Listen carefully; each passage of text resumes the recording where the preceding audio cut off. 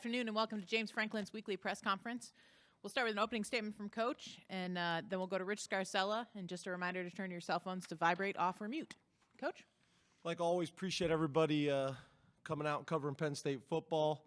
Hope everybody has a great holiday season, which is coming up. Able to spend some time with your friends and family. You know, kind of reviewing the Rutgers game, the turnover battle, we were able to win that. The penalty battle, we had the same number of penalties, but had more yards, so we didn't win that one. Drive start battle, we did not win, but the sack battle we did. The explosive play battle we did. So some positives there. Obviously, some areas we got to get cleaned up. Players of the game. On offense, winner Katron Allen was also the Big Ten co-freshman of the week. Defensively, Curtis Jacobs and Abdul Carter. And then on special teams, Nicholas Singleton. So awesome for those guys, making an impact in the program and in the game. Some positives, I thought we played really good complementary football, offense, defense, and special teams, which was good to see. One of the things that I'm most proud of is we're getting better each week. Best teams in college football get better individually and collectively throughout the season. We're doing that. Some pretty cool stats. 16 different players with sacks this season. I've never seen that stat before in my career. 26 different players with a tackle for a loss this season, which is also a stat that I've never really seen. The kickoff return for a touchdown was just an awesome thing to see.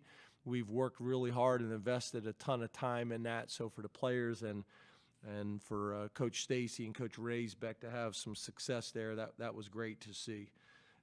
3 non-offensive touchdowns, first time since 1998. And then we were able to get 65 players in the game.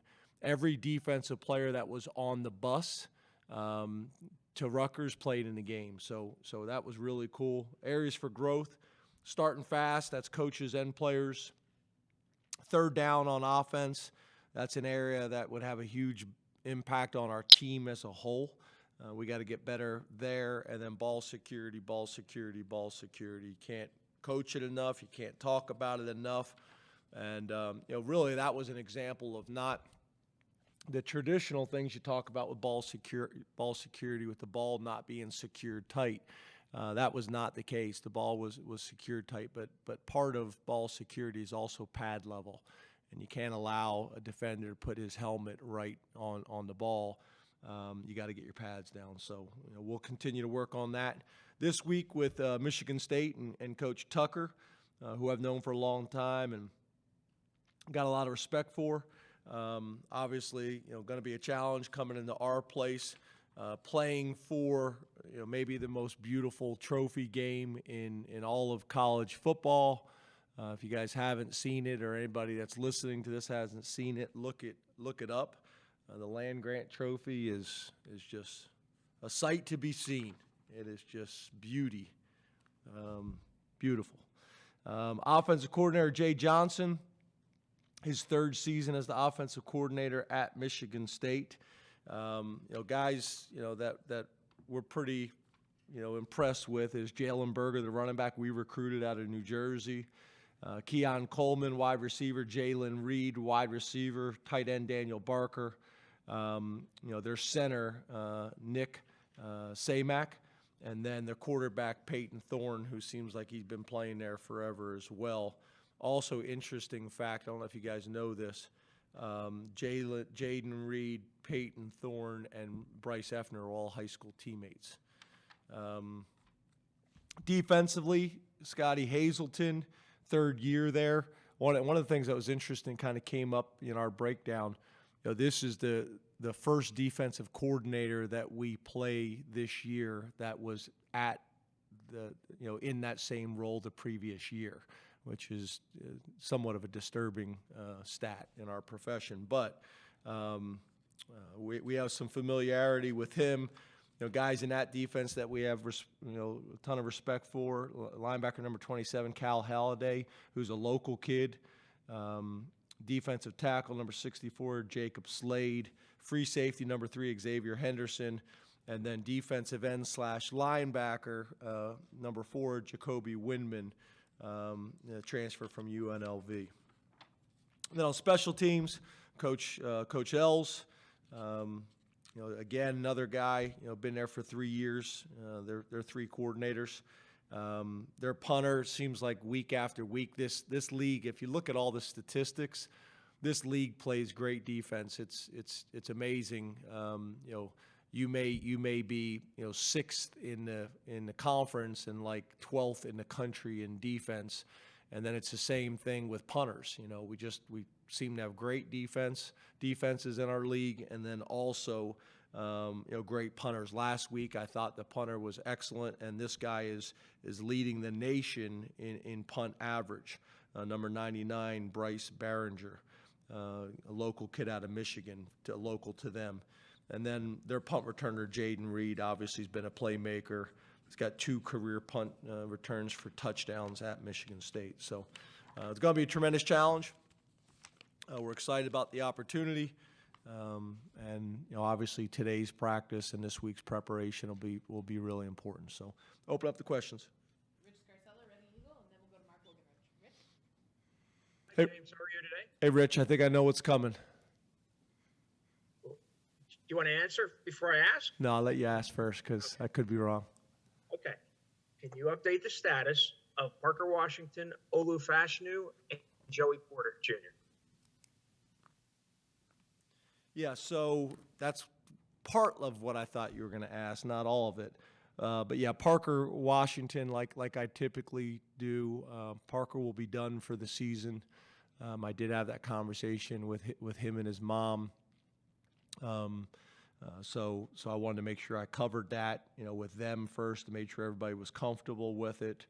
Olu Fashanu, we expect back.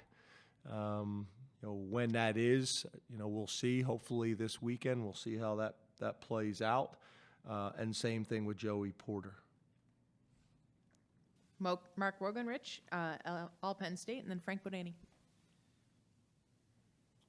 James, just following up on Parker Washington, do you expect him back then for next season? Is that something you've had a discussion with him about that now? Yeah, as you know, Mark, I'd really like to talk about, this year. We're having conversations, ongoing conversations with the players. Hunter, Dad wanted to make an announcement of what his intentions were. That's up to him. But we have conversations that are going on, and I'm happy to talk about this week, and then obviously we always get together, or typically get together after the season is over, and we'll have an opportunity to be able to address those things in more detail. And to be honest with you, I'm not even avoiding the question, Mark. Not all of those conversations and decisions have been made yet. Frank Bodani, York Daily Record, then Mike Gross. Hey, James, happy Thanksgiving week. You as well, Frank. Sean Clifford. Turkey or ham? I knew that was coming. Turkey, always. I agree. Sorry. So sweet potatoes or yams?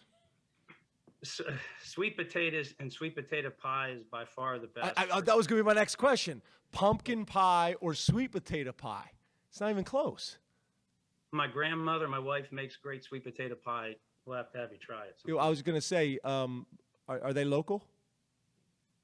Yeah, York, PA.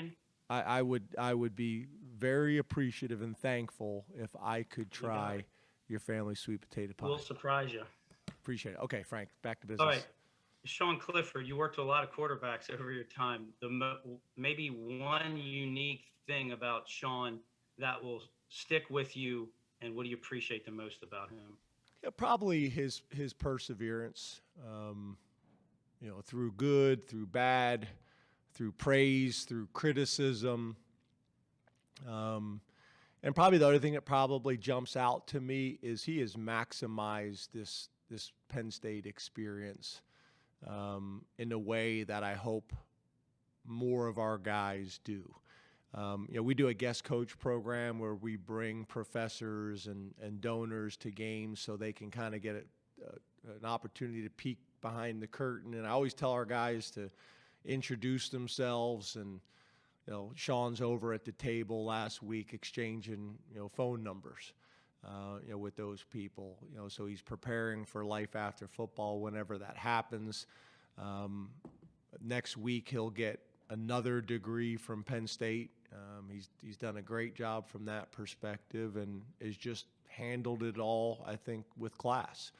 And I think he has learned and grown and evolved kind of during his time here. But I think probably the biggest word for me is with him is perseverance. That's probably the word I would describe, probably describes him best, throughout his Penn State experience. And I mean that from a positive perspective. Some people may interpret that differently, but I think that's one of the most important traits that we can all have. Mike Gross, Lancaster Newspapers, and then Donnie Collins. Good afternoon, James. How are you? Good, Mike. How are you, man? I'm good. We all know that Frank is the foremost foodie among us, but it sounds like you know that too. I didn't know that. Yeah. I didn't know that. It just when he hit me with the happy holidays and those types of things, I was curious to ask. What about you? I'm only going to go one. I'm not going to go any further than this. But mashed potatoes or macaroni and cheese? Oh my God. Mashed potatoes. Okay. All right. Yeah, but specifically for Thanksgiving, maybe not all year round, but okay. Anyway. Okay. Alan Zamitis tweeted the other day that he's never seen anything like the energy in your building right now.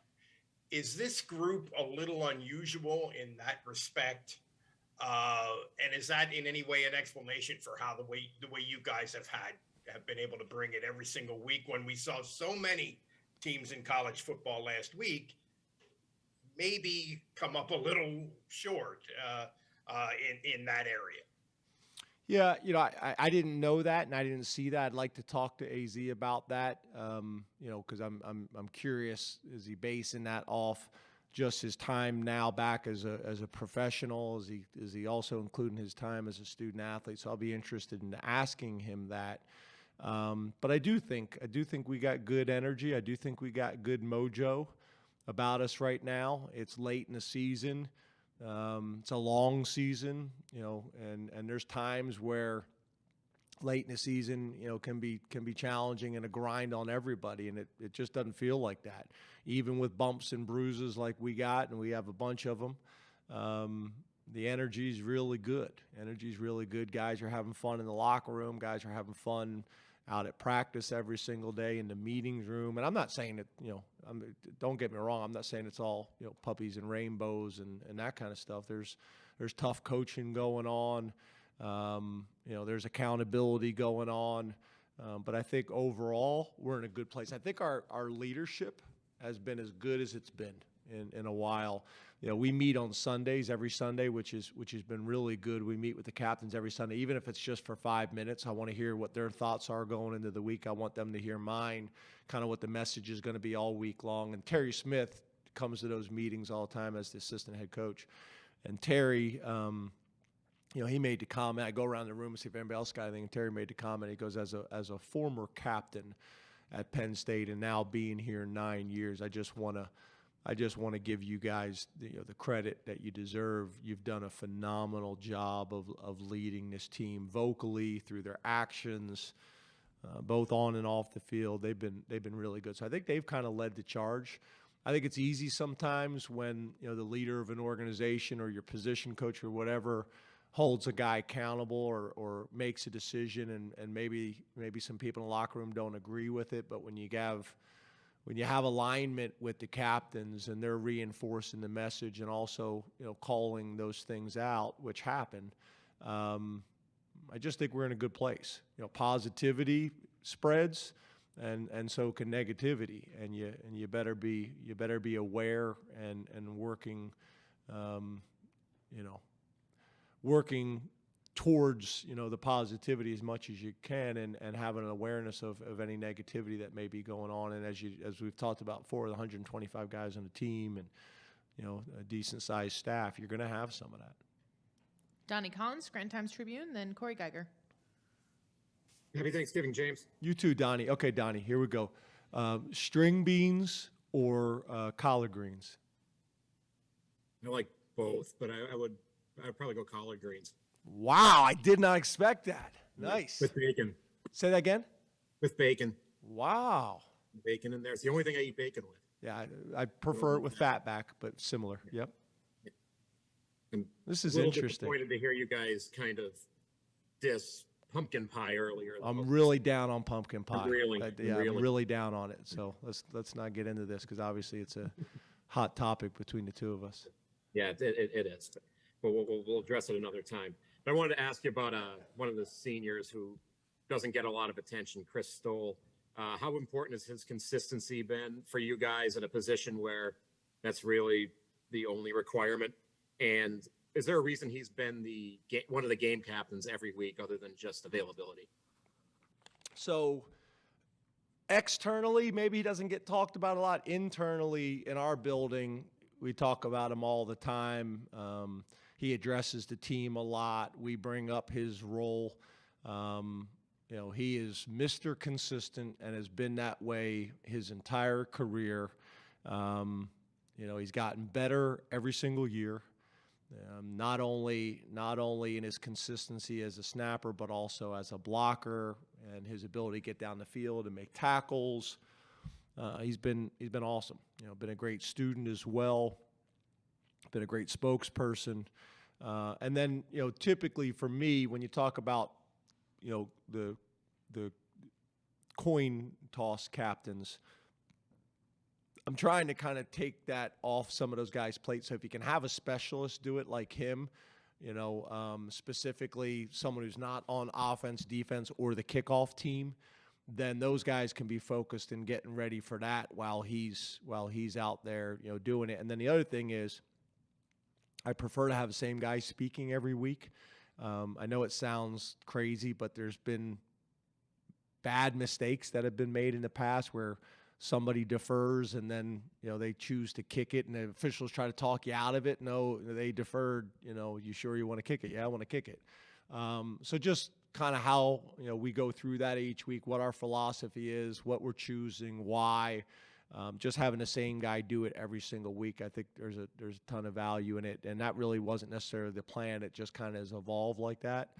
And it just makes sense to me to take that off of some other people's plates where they're trying to get ready. They're warming up for offense or warming up for defense or getting some kicks in or whatever it may be. So he's done a great job, and I'm really glad and proud that he chose Penn State a long time ago, came in here and earned a scholarship and did everything the right way. So I think he's got a really bright future. I think he's going to have a chance to continue playing.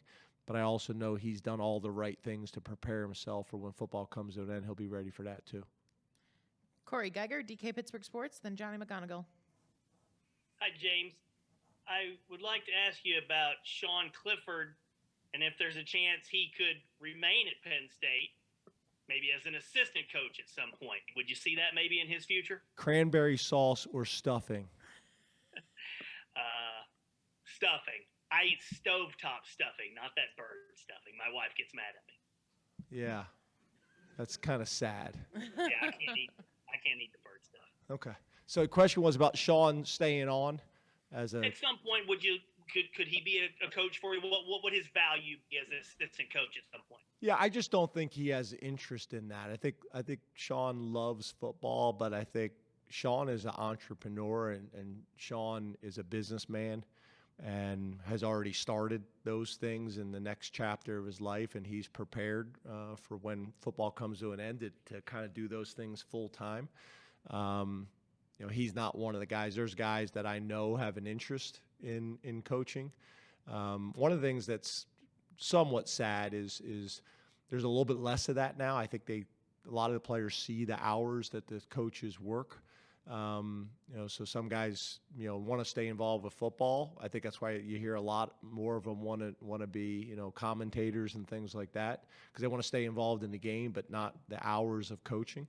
But there's a handful of guys that I do know want to coach one day, and that's never been a conversation with Sean. I could see him maybe doing some quarterback training on the side as maybe one of his kind of one of his businesses, but I see him more as a businessman and entrepreneur, unless this this, stirs, some conversation with them that I'm not expecting. Johnny McGonigal, Penn Live, and then we'll come here in the room. Hey, James, how are you? Dark, first of all, turkey or ham? See, I'm a ham guy. Wow. Yeah, turkey's sometimes just too dry. If you cook it improperly. Yeah, I'll have to talk to my family about that. Now, here's the next question. The ham, with the pineapples on it, like with the glaze, or without the pineapples? With the pineapples. Do you include the pineapples in each bite, like a small portion of the pineapple per bite? I like to mix it up. Sometimes it's the pineapple in the bite, or sometimes it's like mashed potatoes in the bite. See, mashed potatoes goes with turkey, not with ham. The yams or the sweet potato go with the ham. The mashed potato goes with the turkey. I don't know. I mix it up. Wow, interesting. I'm learning so much about you guys. Back to your point. Yeah.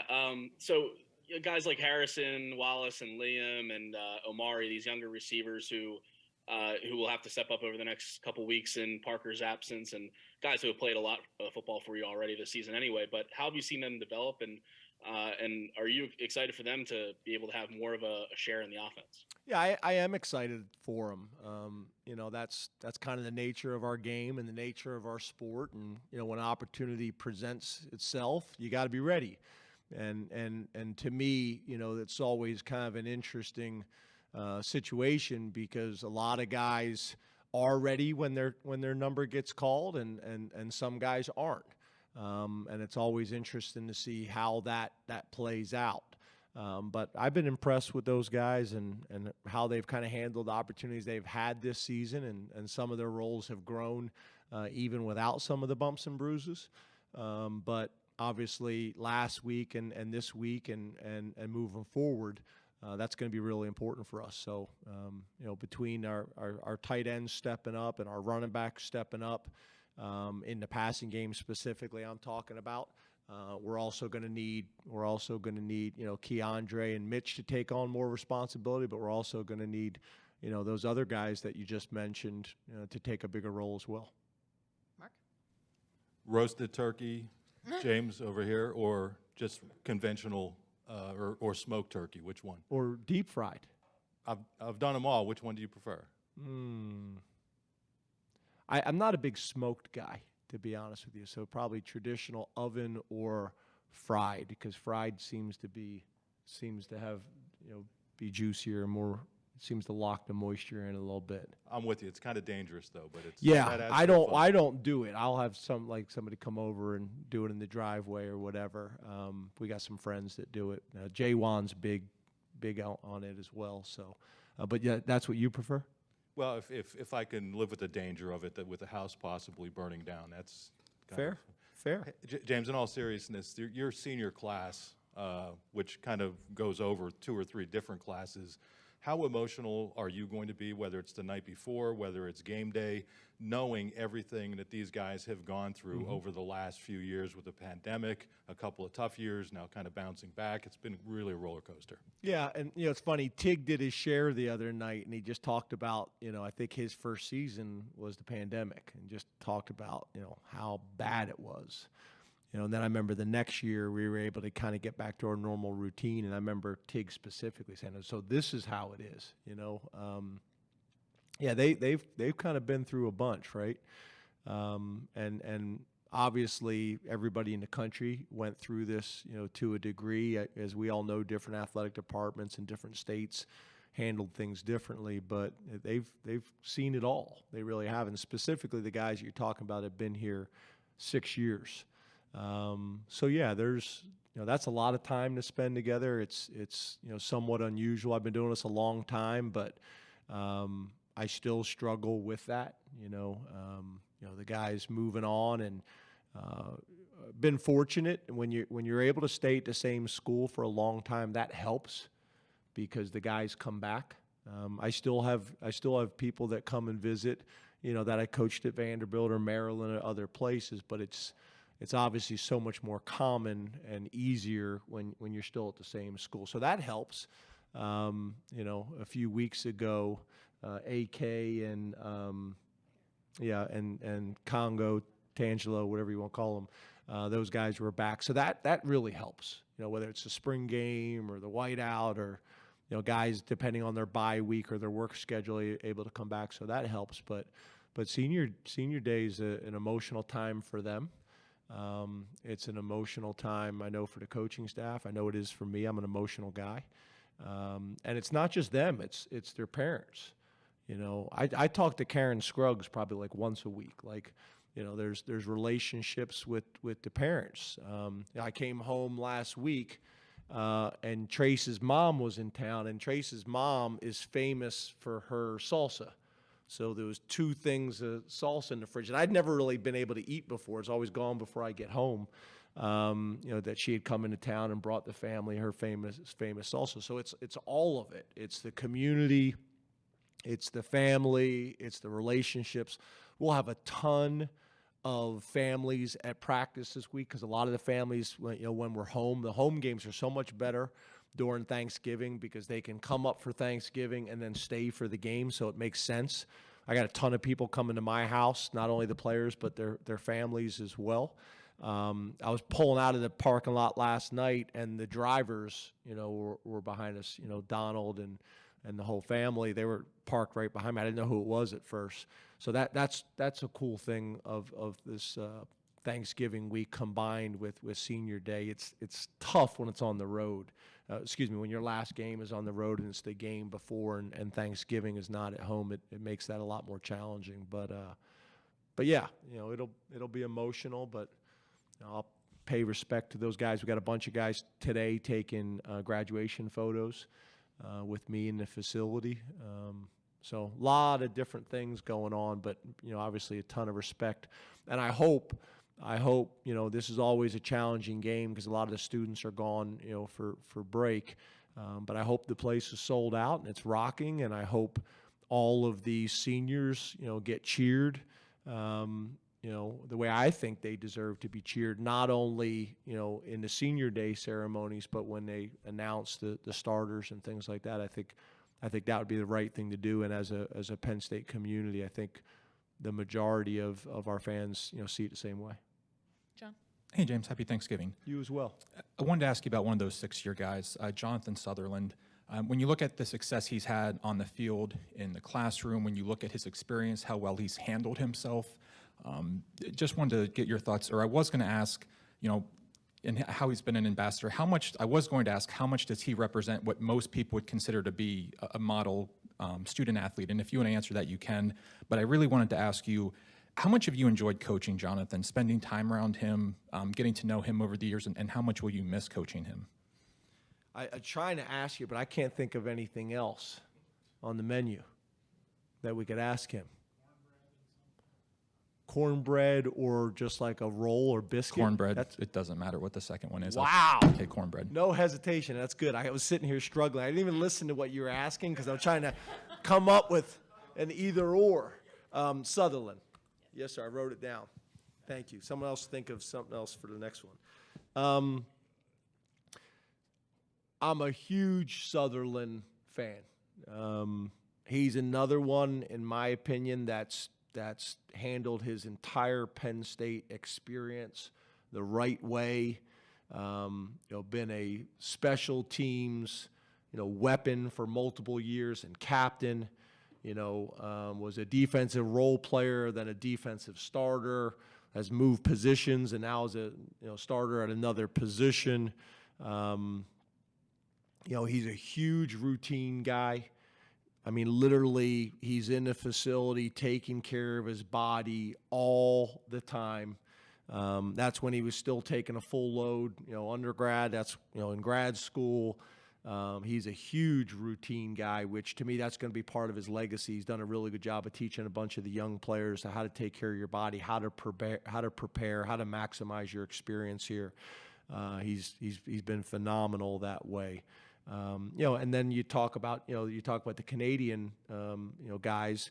That situation's a little bit different. He's going to have an opportunity to continue playing the game of football, I think, in the NFL. But then there's also those guys, they're extremely valuable, obviously to the CFL as well. And those people are going to be fighting for him too, which will create some opportunities for him to continue playing the game as long as he can.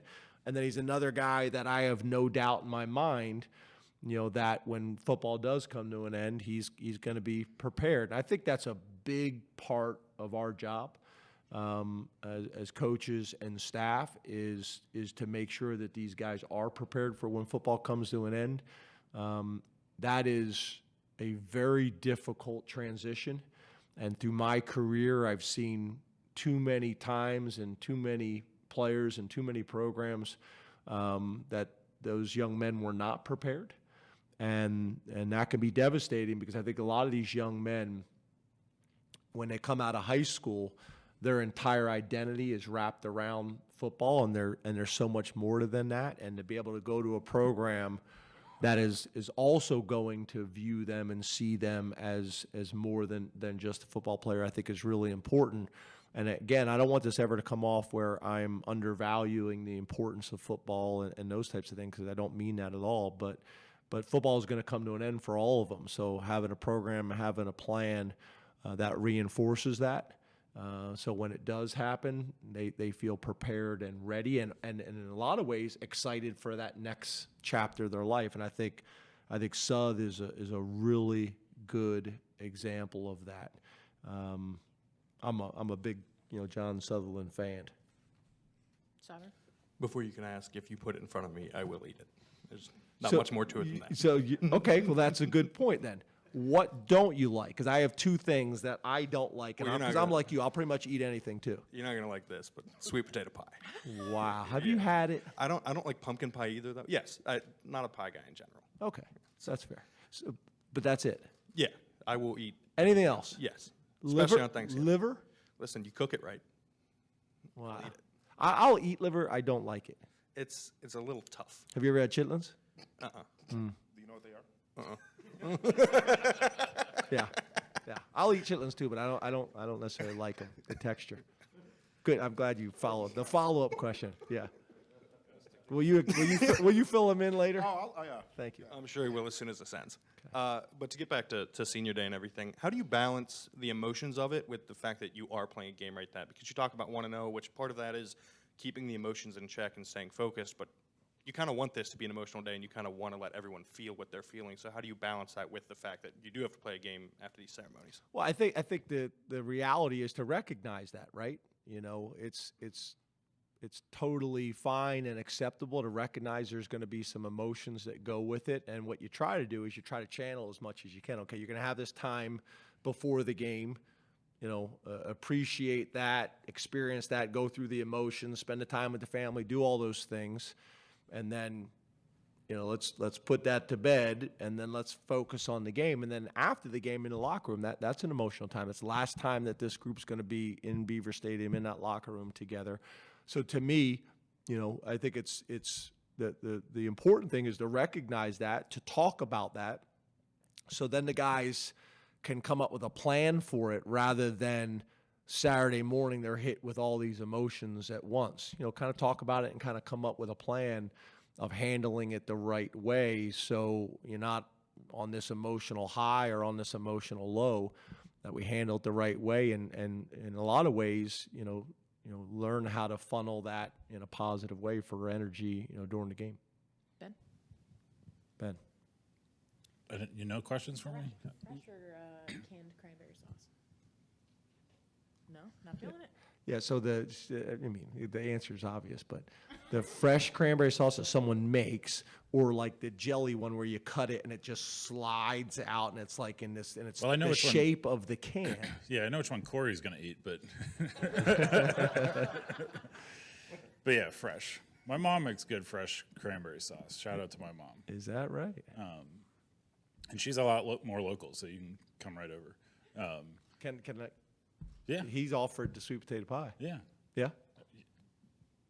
Door's open. Mom, right over the hill. Mom's name, shout out. Yeah, Joanna. That's my mom. Shout out Awesome. to my mom. Awesome. It's such a hard transition. And maybe that's on purpose, but Yeah, trying to get you guys. Look over here. Trying to get you off topic. I think quarterbacking and coaching share an appreciation emotion that people love you as much as you win, to a certain respect. And you look at Christian sort of gets a pass historically because he showed up when things were weird and he did a lot of things that Penn State needed. Trace won too much for anybody to not like him. And Sean's been through everything. And maybe at the end of the day, you don't get everything done that you wanted to do over that span, but there is a sort of kinship in the half these people love me, half these people hate me, that maybe you can only share with him in a way that your other quarterbacks haven't had to experience. Even if you don't do everything you wanted to do with him, where does that fall on the appreciation and shared experience scale of a thing that maybe not a lot of other people have experienced? Yeah, shared experience and sometimes shared suffrage. Yeah, I think that's fair. I think there's things that as coaches you can relate with your quarterback, and the role and the responsibility and the leadership that comes with that position, and vice versa. There's some times where Sean will come into my office, that Trace would come into my office, and ask, hey, I want your perspective on this. You've been there from the beginning with me all the way back through the recruiting process. And that's probably one of the things, especially now, that I respect so much about Sean is I think he's self-aware. I think he's very self-aware, which I think is a really critical quality for all of us to have. It's the only way you grow. It's the only way you get better is if you're self-aware. It makes it really hard to coach guys that aren't self-aware. So I think he's got a really good feeling for that. I think he's got a really good appreciation for that. There is a weight that comes with that position. There's a weight that comes with being the head coach. So it's probably the closest kind of correlation, between the players and the staff, and specifically the head coach. So I think it's a very good point. I think it's also why, when you talk about our relationship, why it's so strong. When you brought up Trace, why it's so strong. Because you went through shared experiences together, and as we've talked about before, you get a ton of the grief and the frustration, and you feel that, and you sense that, and you see that, and you hear that, and you feel it. And I know as the head coach, probably too much credit when things go well. It's all of that. But I do think your point is a great one. And I don't care whether that's high school, college, or the NFL. There is a strong correlation. There's a strong relationship through those experiences, through those two positions. I think that's very accurate and very fair. Neil? Okay, I'll play. What do you got? What do you got? Well, you started with McMonagle, and I think he headed you off at the pass when he said ham. So I'll say dark. Okay. Thank you. I forgot because Yeah. I was going that route. Right. You're exactly I right. picked So up on that. so turkey, the white meat or the dark meat? Yeah, right. Dark. Yeah, Why? it's juicier. I agree. Yeah. Mhm. Higher fat content. Right. Yeah. 9 years. I want to hug you right Hey, now. I feel like we've connected. I We've just finally hope- connected. I just hope you're always winning 55-10 before Thanksgiving. Yeah. Right. Yeah, exactly. But, hey, James, you seem really at peace right now. And this is the first year or one of the first year that your name hasn't come up with other jobs. And is it, are you at more peace? Is it the contract that you signed last year? You've talked about the alignment of your administration now. Is it fair to say that you are at a place that, more at peace? Yeah, I would say though the one thing you said about my name, that's outside of my control, and you guys could be coming in here and asking me some crazy question, right now, but the other stuff, yeah, and I think probably the biggest factor for that, is the alignment. That has been phenomenal, and I think you guys know in the past. I've always been happy with the leadership, but I did feel like we needed more alignment, specifically when it comes to football. And I just think that's been obvious, from the chair to the president. If you spend time around our president. If you haven't, I'd strongly encourage you to do it. She just has an energy and an enthusiasm and a positivity for Penn State specifically, but for this community and for students and their experience. And it's infectious. It really is. And Pat is aggressive, when it comes to athletics, and I think is fighting, for not just football, for all the sports. He is fighting. So that has been really good. That has been a real positive. So that's probably the biggest thing.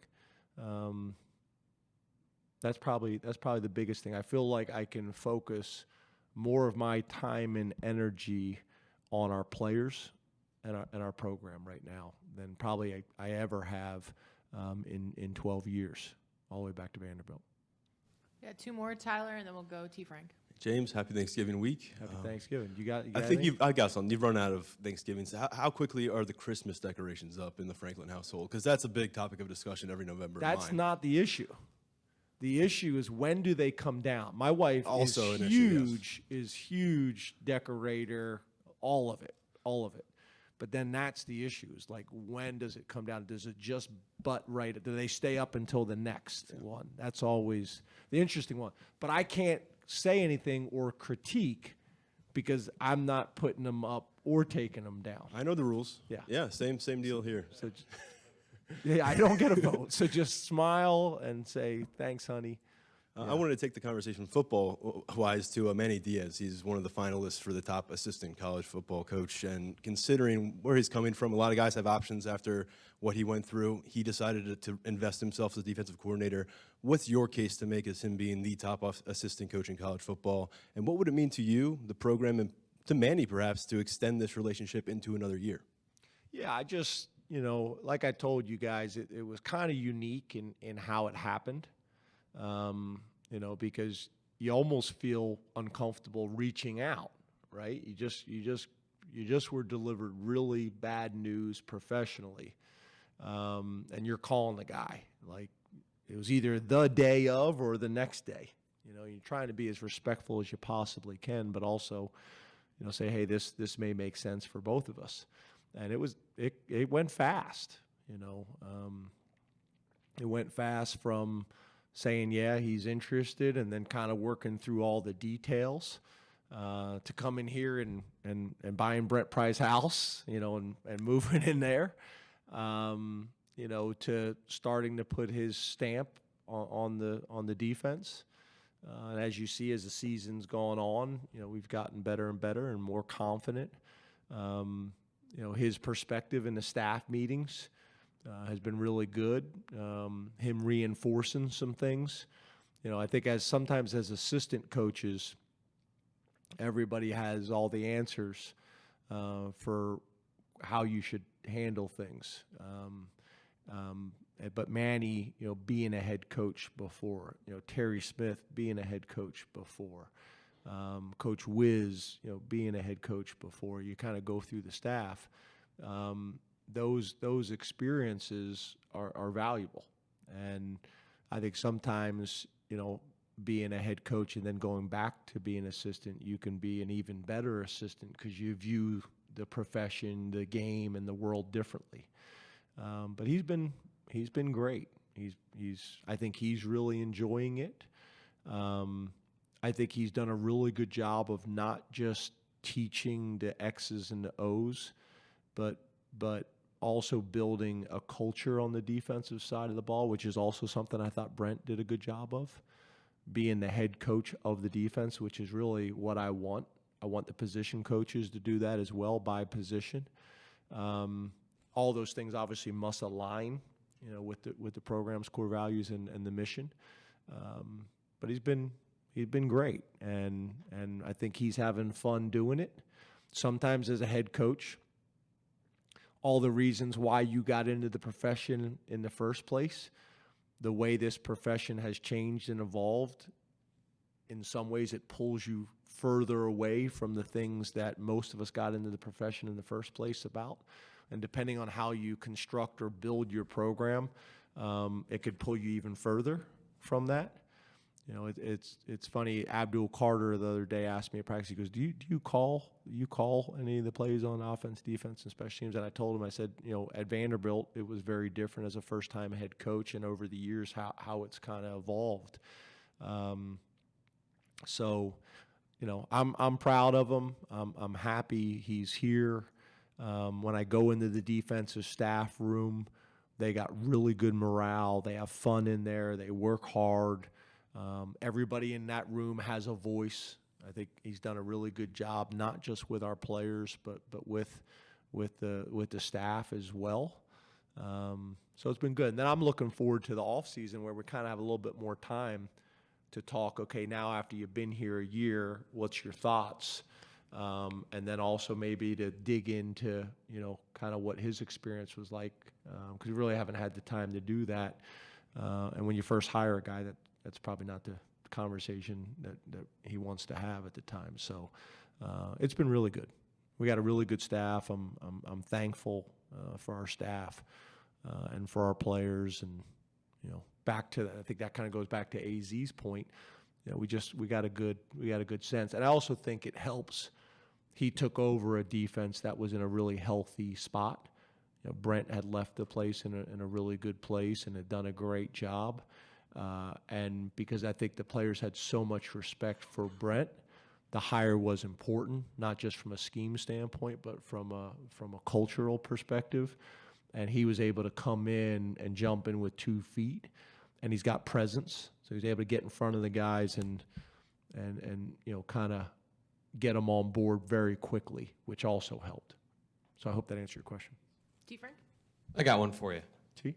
So my mother-in-law is English, and they have a super pared back Thanksgiving, like no casseroles. Now, did you have carrots? And my mom's English. I think it's weird. Carrots and turnips.